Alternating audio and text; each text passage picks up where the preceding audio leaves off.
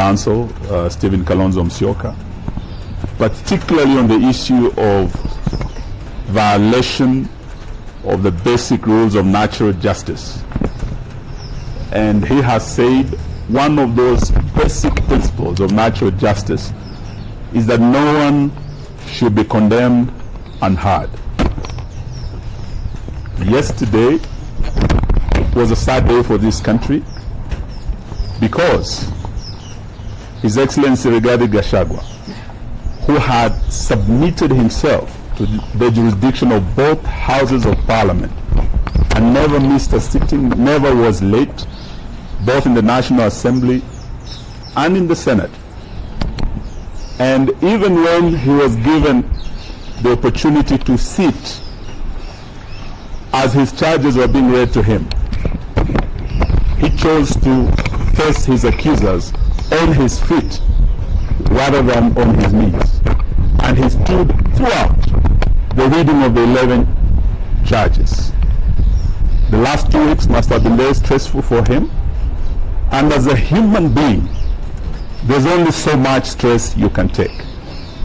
His doctors have told us here today that when he was admitted here, he had serious chest pains. In fact, he had very high blood pressure. The stress he had gone through, he was short of getting a stroke. But they admitted him, they have managed him overnight. And we thank Dr. Gikonyo and his able team of doctors for the good care they have given His Excellency Rigathi Gachagua. But for Parliament, if we ever doubted that our Parliament is under capture by the executive, a very overbearing executive, last night was our evidence. Our Parliament is dancing to the tune of the executive, both the National Assembly and the Senate. There was no reason why these proceedings could not have been postponed until Saturday. What was the hurry? When Speaker Kingi withdrew to his chambers, what were his instructions? We suspect and we believe he was told by stroke of midnight, you must be done with this man. And that is what happened. The law is clear, the rules are clear. If they had a special committee, they had 10 days. We do not have a limitation for the plenaries. Why was the Senate hired to crucify this man and bury him politically? All we can suspect is that Mutuse was just a hired assassin on a mission, and that was evident throughout cross-examination. And we must thank His Excellency the Deputy President's lawyers. They brought out the truth that, and this is what Senator Wambua asked Mutuse, whose motion is this? You could tell he was not the owner of the motion. He was just a gun for hire, and through cross-examination that became very evident. But today, apart from the principle of a man not being condemned unheard, especially when he's on his back in a hospital bed, the second principle that was broken by the House, which is a fundamental principle of natural justice, is that you shall not be a judge in your own cause. The rule of bias is a very basic principle of natural justice. Both speakers of the two houses had been mentioned as shareholders, beneficiaries of an arrangement in Kenya Kwanza. They are interested parties. And one of them had, in fact, before the matter appearing before him, Speaker Wetangula, I think, was in Machakos County, when he showed his bias on a matter coming before him, he had already pronounced himself as to what should happen to Rigathi Gachagua, who was going to appear before him. Open bias was shown by the Speaker, Wetangula, Deputy Speaker, Sholei, Majority Leader, Kimani Ichung'wah, the chief whip Osoro, and there couldn't have been a fair trial for Rigathi.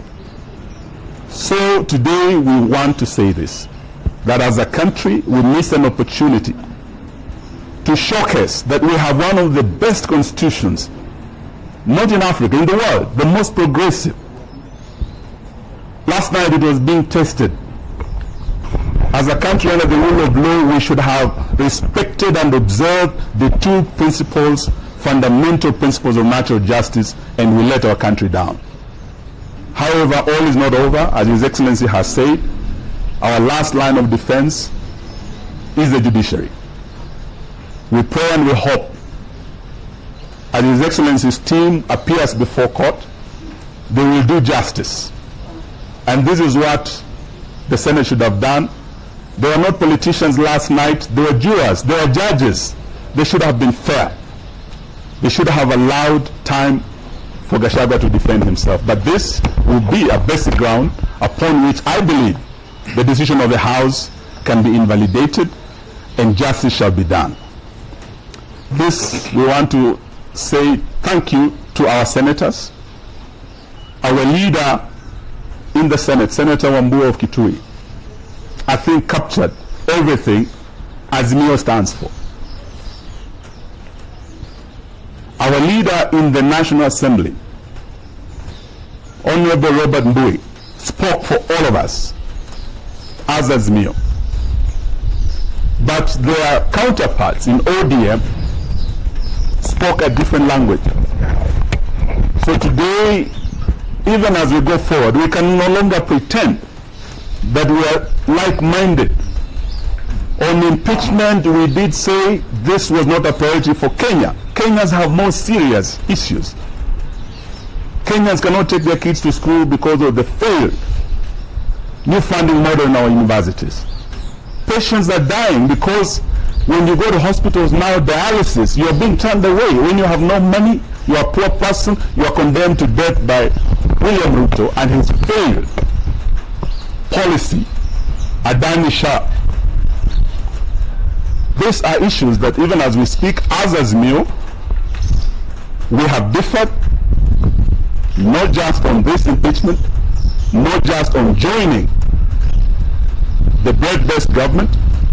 We have also differed on Adani, and yesterday we were in court led by senior counsel.